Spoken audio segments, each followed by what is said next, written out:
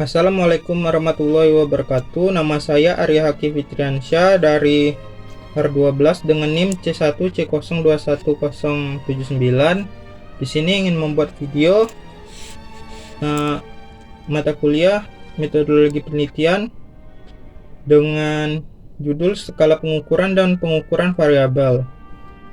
Dengan dosen pengampu saya yaitu Bapak Dr. Wirme Eka Putra, MSI. Langsung saja, pengertian skala dan pengukuran. Skala pengukuran adalah sebuah acuan yang digunakan untuk menentukan panjang pendeknya interval yang ada dalam satuan alat ukur.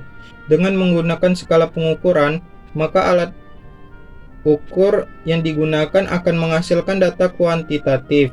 Setelah proses pengukuran yang menghasilkan data kuantitatif yang berupa angka-angka tersebut, barulah kemudian ditentukan analisis statistik yang cocok untuk digunakan.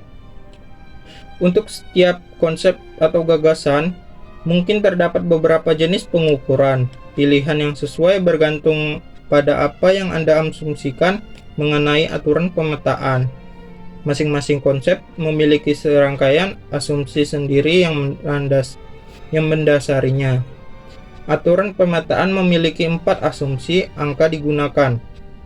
Untuk yang pertama, mengklasifikasikan, yang kedua angka diurutkan, selisih antara angka diurutkan, dan seri angka memiliki titik asal yang diindikasikan dengan angka 0. Oke. Selanjutnya jenis skala pengukuran. Yang pertama, skala nominal.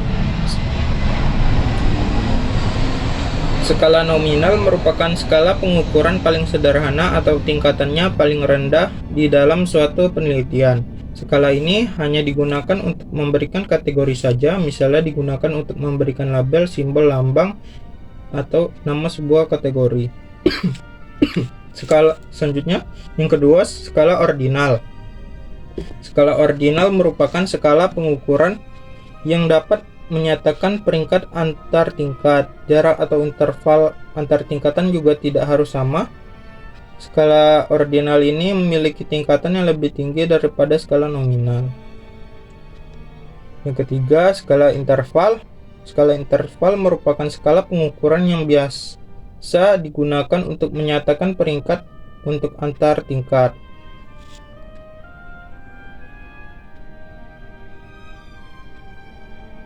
Jarak atau interval antar tingkat pun sudah jelas, hanya saja tidak memiliki nilai 0 mutlak. Skala rasio. Yang keempat, skala rasio. Skala rasio adalah skala pengukuran yang ditunjukkan pada hasil pengukuran yang bisa dibedakan, diurutkan, memiliki jarak tertentu, dan bisa dibandingkan.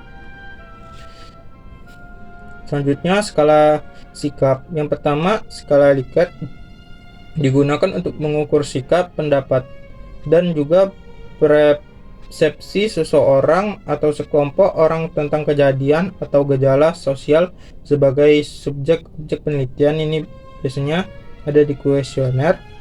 Contohnya ya, ini pernyataan dalam Likert biasanya ditulis berjenjang, yakni 5 dari sangat setuju, setuju, netral, tidak setuju, dan sangat tidak setuju, dari 1 sampai 5. Yang kedua, pada skala sikap ada skala Goodman. Skala Goodman atau skalogram merupakan skala kumulatif. Skala ini sangat baik untuk menyatakan peneliti tentang kesatuan, dimensi, atau atribut universal.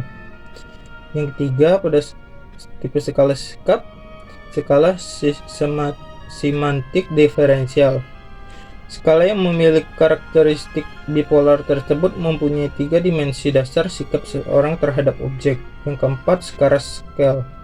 Bedanya dengan skala sebelumnya, pada rating scale, data yang kita dapatkan adalah data mentah berupa angka yang nantinya ditafsirkan dalam penelitian kualitatif.